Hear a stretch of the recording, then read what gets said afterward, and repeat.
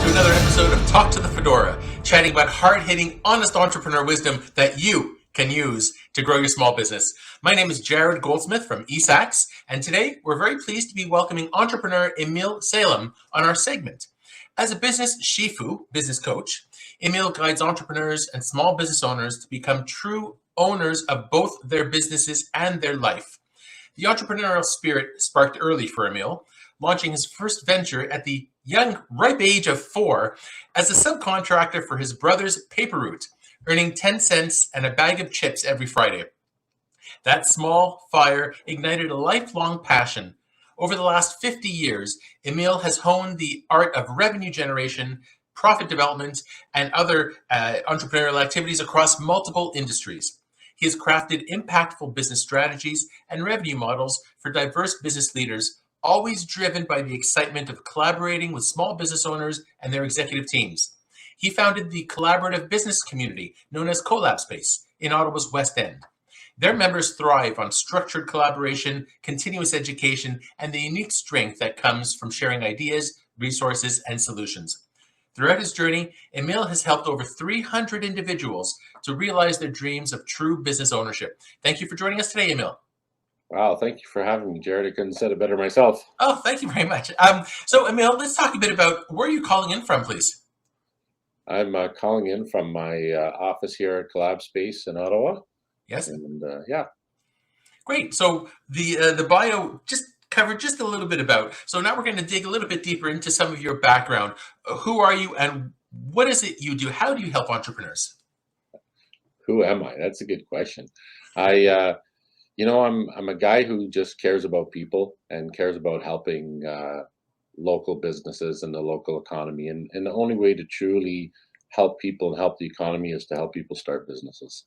You know, there's no real job out there that's going to allow you to live your best life. And so you need a scalable business to do that. So I feel the best way to help people live their best life is to own a business.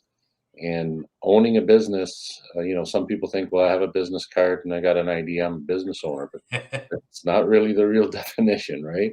Oh, there's a big difference, yes. Yeah, so I always say there's 3 stages of, being in business. The first stage is the hobbyist. When you have a hobby, you spend money in doing something you love, but you don't make any money doing it. It's a hobby, right? So there's a level of business where people spend money and don't make any money. I call them the hobbyist. Then the next level is self-employment. That's where you buy yourself a job and you can make some really good money. But the minute you stop going to work, the business is over. So that's self-employment. I take people to the next level, the third level of business ownership. And that's where you own a business that's generating you profitable revenue, even in your absence. So you can be on a beach, you can be doing volunteer work, you can be doing the things you love, but you're still generating revenue with or without you being at work. That's real business ownership, and that's what I help people to get to. That's wonderful to hear, Emile, because we'll talk about it later briefly, but the whole concept of following one's passion, following that hobby, and then turning it into a viable business, you're right, it takes a process, it takes steps. Absolutely. And you can start as a hobbyist. It doesn't mean that that's bad. Sometimes you have to start there, and then you can be self-employed. All those levels are great, depending on what you want. But the true graduation process of being able to live your best life is to get to that place where you're an owner. When you're sitting on the beach, somewhere in the morning, the money's still coming in. Yeah, whatever you like. So, Emile, who would resonate most with your story? Like, who would benefit from watching this podcast? Well, I'm always in search of those people with passion, people that want to make a difference in their life, have that strong drive and desire and burning fire in their hearts, and they're just missing the part on how to do it. Not everyone can be an expert in everything. I tell people, you may be an expert in the trades, you may be an expert in art, you're an expert in something that you do very well, but that doesn't automatically make you an expert in the art of business. The art of business is a skill set, and you can't be an expert in multiple things. So having that ability, having that guidance and someone who's an expert in the art of business to help you that's the real value, and that's where I find that I can be the most supportive. Oh, yeah. I mean, we see people all the time. Oh, I'm so good. It's my hobby. I've been doing it my whole life, so I'm going to go full time into it. But Yeah, most people don't realize everything that goes on behind the scenes of running a business or starting a business. absolutely. And I meet those people every day, and it's great because they're really passionate about what they do, and they're really good at what they do. They just haven't figured out how to monetize it, how to make it a business, how to scale it, and how to enjoy doing something they enjoy. And so most times, more than a few times, people stop enjoying what they're really passionate about because it's causing them too much stress. And so that's where I jump in and say, no, keep having fun doing what you do. Let me show you how to make it fun. Yeah, a lot of the times we hear, the solopreneur, the single person starting a business who may or may not have support from their family or friends who want to go full time, and they lose track on why they started in the first place. Let's Yeah. say you're passionate about X, Y, Z, but you have to do, all the way down to, the whole spreadsheet on resources and things to work on, and they Well, lost track. I'm sure you've heard many times is if you want to kill something you really love, turn it into a business doing it. Yeah, And it's because, they're not sure on how to be good at in business, and then it kills their passion. But, we can make yeah. sure it doesn't happen. Although we hope that one never loses that passion or enthusiasm. That's such an important part of being an entrepreneur. Absolutely, yeah. Yeah, wonderful. So, Emile, we know that you started at about the age of 4. Did you have a background in business entrepreneurship, or is it just something by trial and error in your Yeah, case? I got my MBA at the age of 2. No. I come from an immigrant family, and hustling and making things work is probably in my blood. But true story, I was 4 years old. My brother was 7. He had a paper route, and he got me to deliver his 100 home route for 10 cents and a bag of chips. I thought it was amazing at 4. When I turned 7, I realized he was making like $20 a week and paying me 10 cents. Staged the coup and took over the route, and that was really the beginning of my entrepreneurial journey. I just had a passion for making things happen, doing things better. And as a paper route, paper boy back in the day, when child labor was not only encouraged, but, welcomed, uh, we're the first person that, got to cut the grass and shovel the snow. And, at age 8, I had a landscaping snow shoveling business. And by the time I turned 14, I partnered with a guy and we formalized it and grew one of the biggest, landscape companies in Ottawa. And it just grew from there. So there's just a never ending passion for making something work. And I don't know if you're going to ask me this, but a lot of people ask me, what was your favorite business? And I, I didn't have a favorite business because I really didn't care about the widget. I love the art of business. I love taking an idea, taking a concept, taking something that someone else was doing and making it better. Hmm. And that's what I really enjoyed and have a passion for. Yeah. Well, I speak to people all over the city who really appreciate what you do. So keep up the good work, Emile. You're really onto something here by helping others realize the value and the the formalization of running a business and starting one. Thank you, Jared. I Yeah. appreciate those kind words. So, Emile, the next question is going to be very interesting because the concept of collab space, collaboration is in the Mhm. name. How important is the concept of collaboration for you in your day to day? It's so important. I opened Collab Space, 11 plus years ago. And the reason why I did it, and it's really important to answer your question, was because we need to help each other in business. You know, the government is not here to really help small businesses.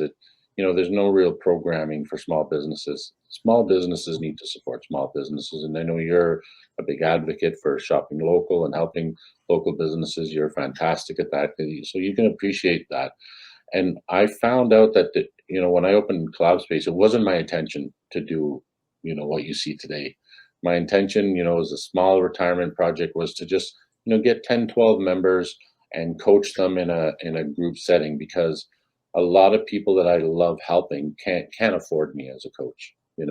So I thought, how can I help new startups, young entrepreneurs, get that knowledge only executives could afford? And I came up with this idea: let's open up a co-working space where we get a bunch of businesses to collaborate. I can coach in groups and something part-time, my retirement project. Yeah, that was a while back. And it blew up. Like within 3 months, I was getting over 100 people at my networking event in a space that hold 25.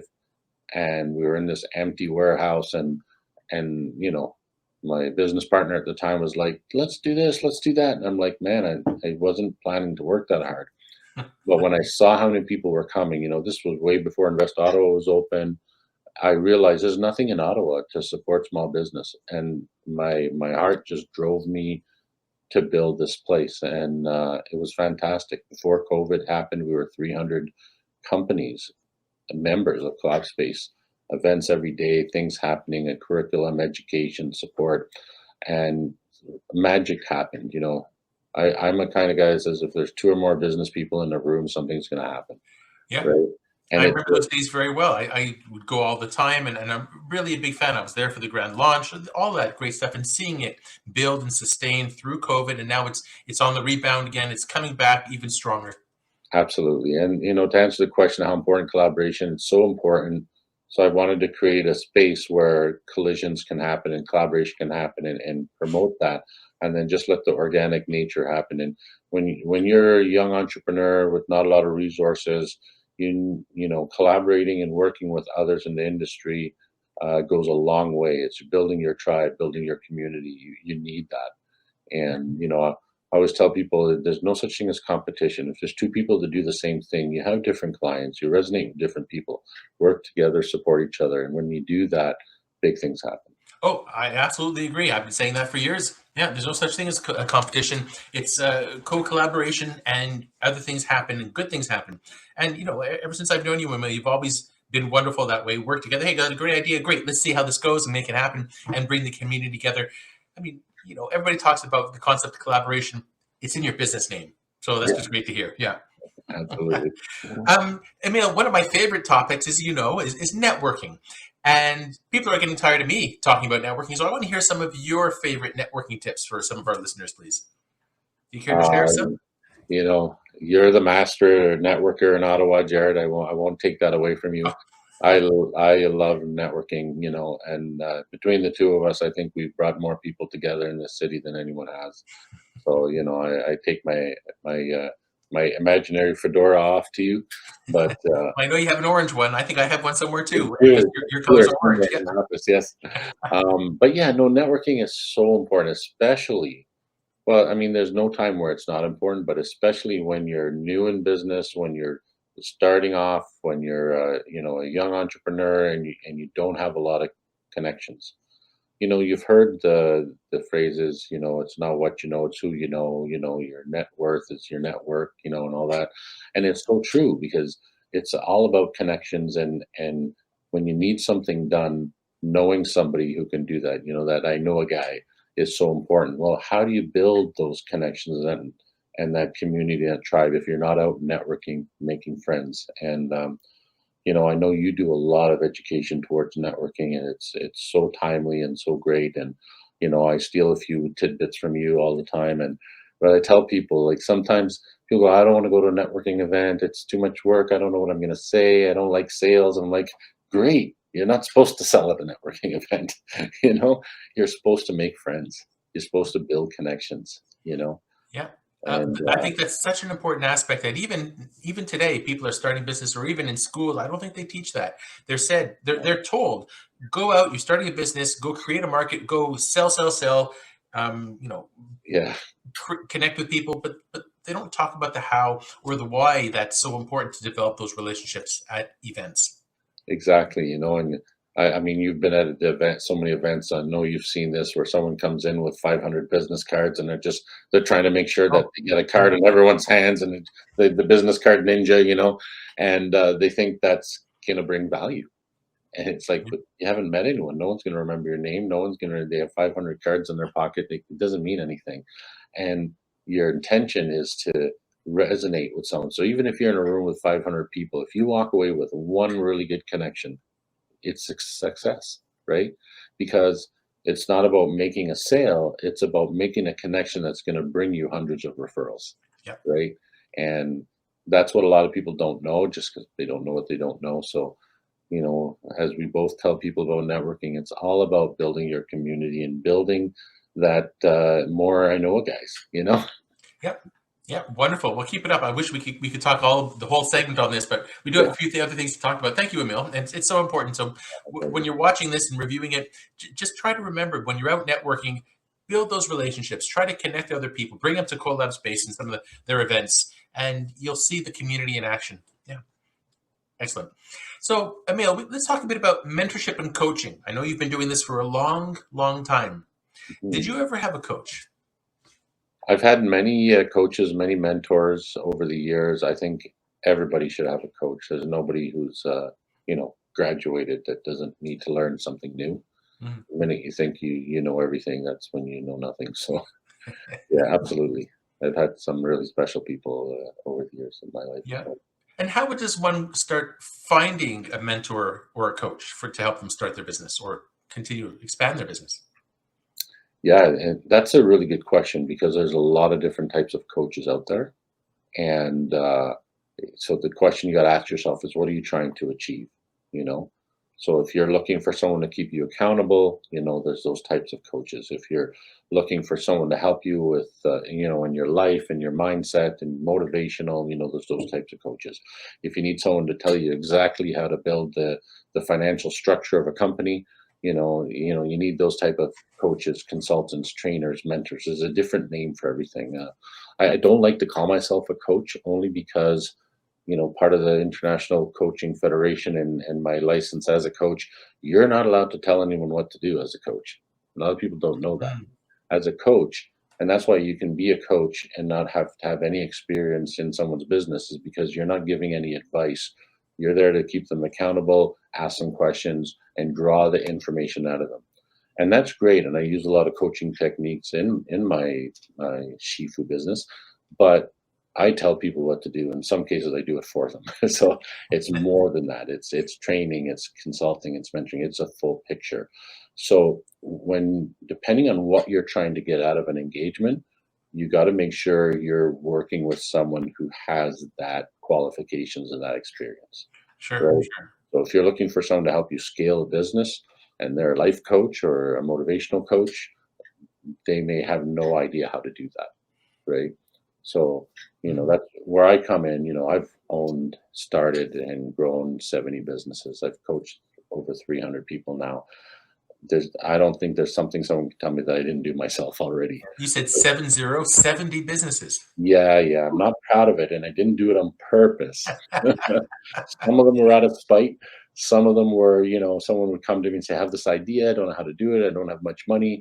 And I'm like, "Okay, well then, if I'm passionate about it and think it's a great idea, then I would be starting the business with them, owning the business, and then after a short time, I'm like, okay, there you go. It's making money now. I'm bored. I'm moving on." So that happened, 70 times almost. So I've had a lot of business, and every time I say I'm never starting another company again, I'm done. I just want to help people, and then something comes along and go, "Hey, that sounds like fun." So So, Emil, you talked about the idea of a business shifu. What is the definition of a shifu? I've never heard that word before. come on, you've never watched Kung Fu Panda? Oh, I think I've seen it, but not the whole way through. Kung Fu Panda. So the panda's sensei was Master Shifu. Okay, okay. So Shifu is Mandarin for master. So his name is actually Master Master. So you know me, I don't have an ego, and I always like to have some fun with stuff, and I love Kung Fu Panda. So when I was trying to pick a name because I didn't want to call myself a business coach, as I explained, I was like, what am I? And I do have the qualifications as a master in business, just from my experience. Yeah. But I didn't want to say, Emile Salem, you're a business master. So I had a little fun with it and came up with using the word Sifu, That's which cute. means master. Yeah. Ah, Exactly what it thank means. you. Oh, I like that. So, Emil, let's talk a bit about some branding tips now. I see that you're wearing your collab shirt with the Yeah. orange and the figures on there. How important is branding, and how does one go starting to create either a business or personal brand? Yeah, I mean, again, if you're trying to build something that you want to scale, maybe exit and sell, the branding is very important. If you want people to remember you, branding is very important. So picking the brand that exudes who you are and what you do is very important.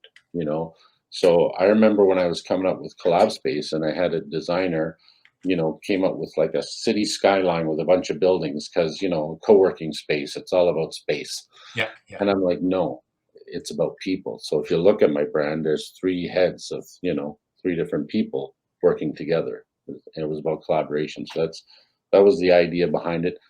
I don't know if I'm answering your question properly, but yeah, branding is important. If you're doing, a hobby or a self-employed business and, that you're not looking to scale or sell, then maybe it does matter. But I think it matters. yeah, yeah. And even before a business, people talk about the concept of personal branding. Mhm. Okay, are you able to talk a bit about that? Like, how does one start that? Um, First of all, you got to know who you are, and what you resonate with, and what you're trying to attack or what you're trying to leave as something memorable, right? So branding is more than just your favorite color and a fancy picture or a kaleidoscope design. Like I've seen some brands that I have no idea what people were thinking. Someone saw something that looked funny, but the idea of branding is to leave a memorable mark on people, right? So whether it's personal branding, you're the man with the fedora. Everybody knows that, right? You've branded that very well, right? Different people are reminded for different things. You see golden arches, it's McDonald's. It's international. They've made a brand. When you're starting out something new, no one's ever heard of, and you're new in business, your brand isn't a brand yet. It doesn't become a brand until it becomes memorable. Sure. So choosing what that's going to be and making sure it resonates with who you're trying to attract and what you're trying to explain is important. Yeah. Oh, and being consistent across, your in-person events, social media, your marketing, your website, everything has to speak to that Right. brand in one voice. Absolutely. Yeah. So, when I work with people, the very first thing I do is ask them, who's your client? Who are you trying to attract? You know, you got to know that first before you even think of your branding and your marketing, because everything will be, go towards that. So, Sure, sure. yeah. Well, thank you, Emile. Great. Let's talk about some money or cash flow tips. We know a lot of people starting businesses, it could be a side hustle. They don't want to put the resources into it. But Mm. do you have any tips for somebody who's, let's say, considering launching a business? So did you say money tips? Yeah, cash flow tips. Yeah. Oh, how to make money or how much money they should have to start?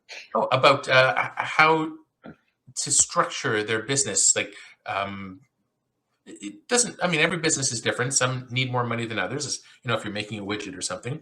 But like creating a cash flow, like when somebody's starting a business, Mhm. figuring it out, how much money do I need for this? Should I budget for marketing? Like, is there a template for something like that?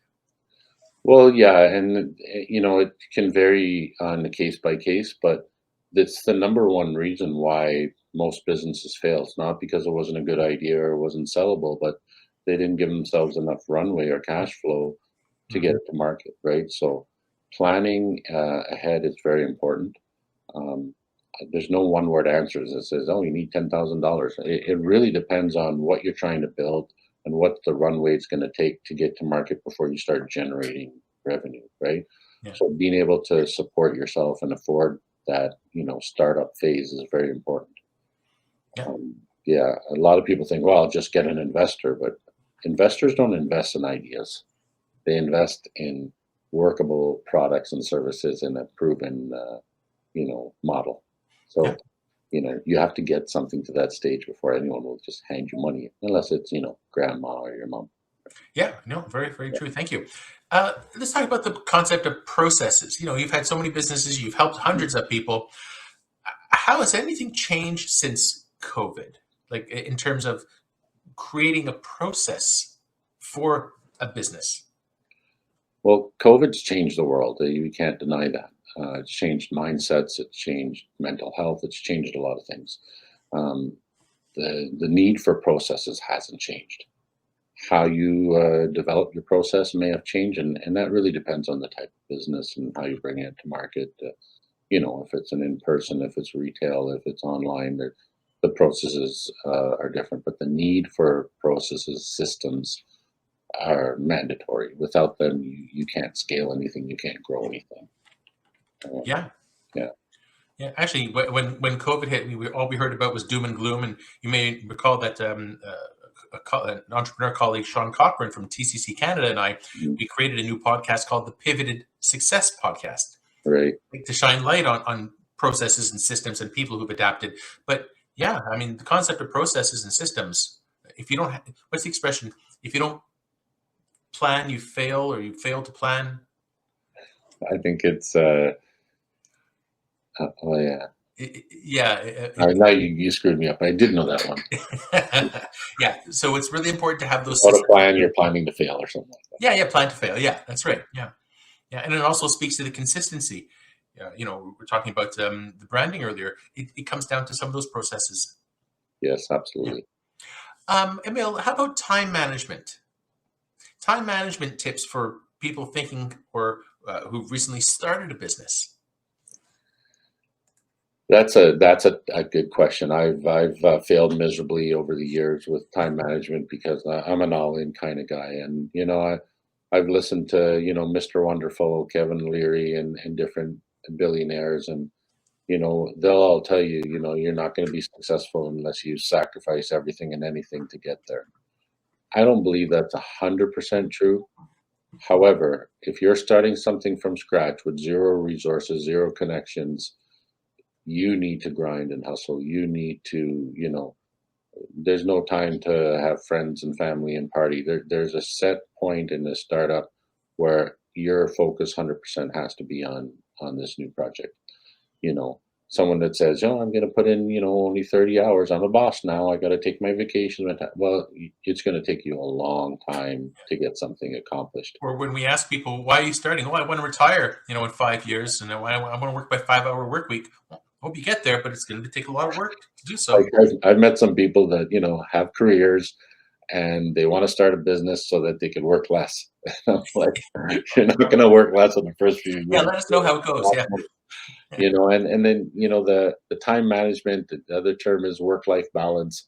And again, my whole process is to get to people where they own their business, live their life. That's my tagline. But it doesn't start out like that from day one, right? Yeah. You got to put in the work. The theory of the iceberg. You see the tip of the iceberg, but what's below the water to get there? The 10 years for the overnight success, those are real. And unless someone hands you a pile of cash and a franchise and a system that you just a turnkey operation, those things are real. So I'm not going to sit here and say, oh yeah, work-life balance, time management skills on a new startup. However, if you're doing things right, you have the process, the systems, and you're scaling, and you're becoming the true business owner, I'll just use Kevin O'Leary's example. The man owns thousands of businesses. He doesn't work at any of them. He goes wherever he wants, whenever he wants, does whatever he wants, and he has thousands of businesses generating him wealth. Yeah. Right? Yeah, but he didn't start there. He started as a paperboy and scooping ice cream, just like me here in Ottawa. We have similar startup stories. So they're important to achieve, to get to. But if you think it starts off that way, I don't agree with that statement. Yeah, right. Well, everybody has to have something outside of work. I discovered walking in the forest across the street when COVID hit, and pretty much saved me. I lost weight and got some exercise and saw nature. Other than that, I was working my 90, 100-hour week. Yeah. No, I agree with that 100%. No matter how hard you have to grind and work, you need to reset for your mental health. You need to reset just so that you be the best version of yourself. So for everyone, it's different. Like you mentioned, hiking, walking in the woods, being in nature is really important. There's a few different things depending on what resonates with you, but you need to reset. You need to take that time. Well, the way I take time in meals is I go to networking events. It resets me. Love it. You love it, right? You love it. So you got to do something you love, but also something that's completely different than your daily routine. It resets your mind and gets you to refocus too. Yeah. So whether it's jumping out of a plane or sitting on a beach, for me, it's sitting on a beach. Yeah, yeah, that elusive work-life balance, but it is very, very important. So something to keep in mind for sure. Emile, you've had so many successes and some challenges, I'm sure, along the way. Let's talk about some of the successes that you're most proud of. Most proud of. I am I've had some really good successes. I've had some epic fails, which I'm actually more proud of my failures than my Oh, successes. sure. So let's talk about some of the I, challenges or I've, failures I've that you learned had. more from those, Yeah. like, and I tell people I don't trust anyone who's never failed. If you've never failed, you haven't learned anything yet. But then again, I don't trust anyone who's tried one thing, failed, and gave up either. You still haven't learned anything. Yeah. Uh, So so let's actually that leads into the next question. Let's talk about adaptability, resiliency, lessons learned, that sort of thing. yeah, I mean, for me, I grew up, I'm someone, I do what I say I'm going to do. I trust everybody. I think everybody's wonderful. And I've learned along the way that not everyone can be trusted. Most of my failures came from, bad partnerships because I just assumed everybody was like me. So I learned a lot of lessons along the way. I didn't go to university. I don't have an MBA and a master's in a educational facility like that. But I spent more money than anyone with a master's, and I've learned more lessons, in the school of hard knocks and in trial and error. So I have that education, and yeah, I forgot your question. You'll have to Oh remind me. yeah, no problem. Actually, it reminds me of I remember hearing My somewhere years ago. ADD brain just starts thinking about the squirrels. Oh yeah, for sure, squirrels. Right. Let's say if we're unfortunately in a war and you see the grizzled old sergeant who's been there for 10 years in the trenches, would you rather follow a grizzled old sergeant who's been there, or some young lieutenant fresh out of West Point, 20 years old? Like, yeah, with the experience really matters. Yeah, absolutely. I mean, not to get into specifics, but yeah, my lessons learned and what's really shaped me as an individual and being able to be the most support to other people are the lessons learned from the mistakes. I remember Jeff Bezos was asked once in an interview, how do you guys come back from this epic fail of I think it was the Amazon Fire Stick that just they lost billions of dollars, and he goes, his answer was awesome. He said, if you think that was an epic fail, you should see the epic fails we're working on in the research lab right now. And he was making a joke. He goes, you learn from your mistakes, and without failures, you can improve and grow. So I always tell people failure is fun. It's part of the learning. Expect them, learn from them, and enjoy them. Don't try to avoid failure. And one of my other, I love quotes. One of my famous quotes was, oh my God, I just forgot his name, but the NFL film, Steve Sable Sr.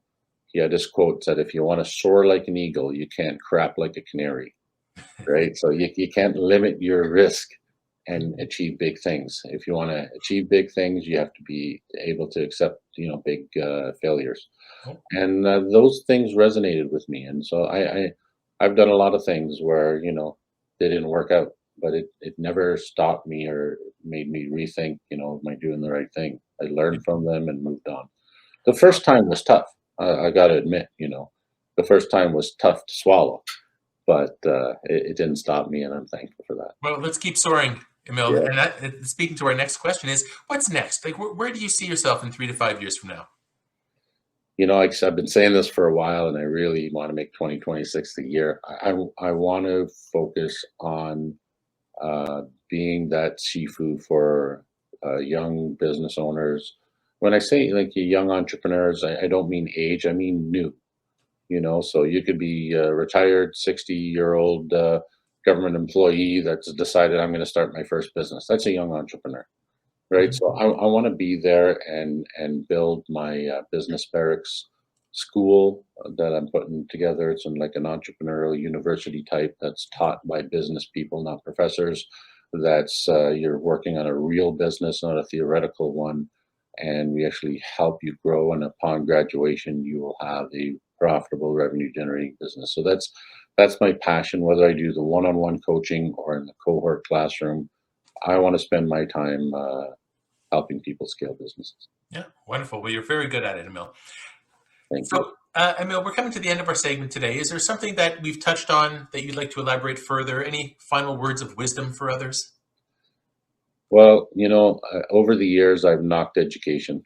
And people say, oh, you don't like education. And it's not true. I don't believe that the educational system that we have in place is meant for entrepreneurship and financial literacy.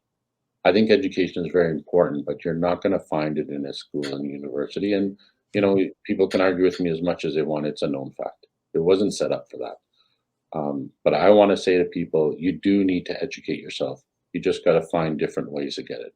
Whether it's working with people like yourself, whether it's working with other business leaders, find a mentor. If you're a young person looking to get into business, I tell people, instead of going to school and spending money for 4 years, go work for free at a company that is a business you'd like to have yourself. Because one of three things are going to happen. Either you suck so bad they're going to fire you in day one, or you're going to be really good and they're going to pay you. They're not going to let you work 6 months for free if you're good. They're going to want to keep you.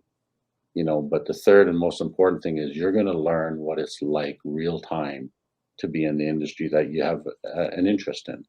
And there's no better education than actually doing the work in real time. So I tell people education is important. Find a good coach, find a good mentor, go work in the industry for free.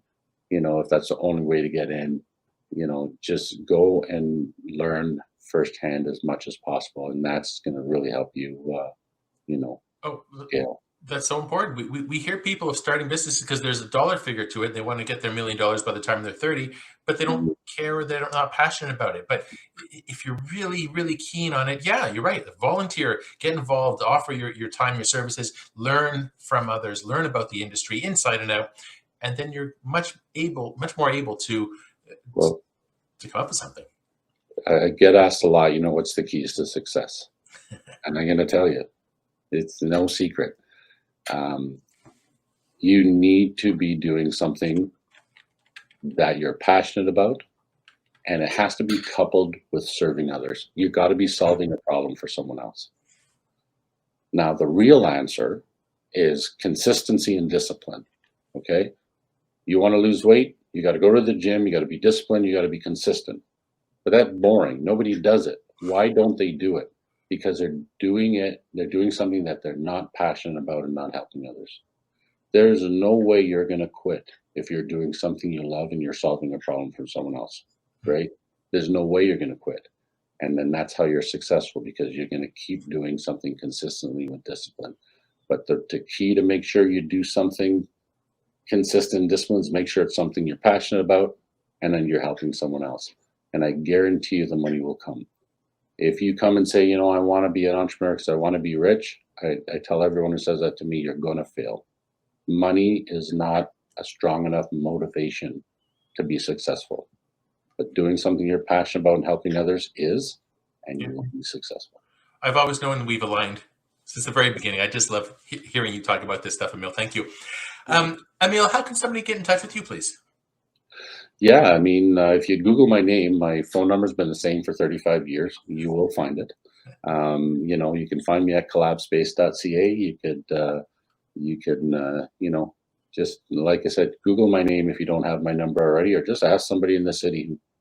I know almost everybody. Yeah, wonderful. We'll share your details in the information segment. Yeah. I appreciate it. Thank you, Jarrod. Great. So thank you. So I'd like to thank entrepreneurial and business leader Emile Salem on this episode of Talk to the Fedora. We hope that this segment has provided some wisdom for you to use and grow your small business. Please subscribe to the eSAX YouTube channel and be sure to check out the hundreds of other businesses across various playlists that we have for some great entrepreneurial content. Emile, thank you so much for joining us today. Thank you, Jarrod. Much appreciated.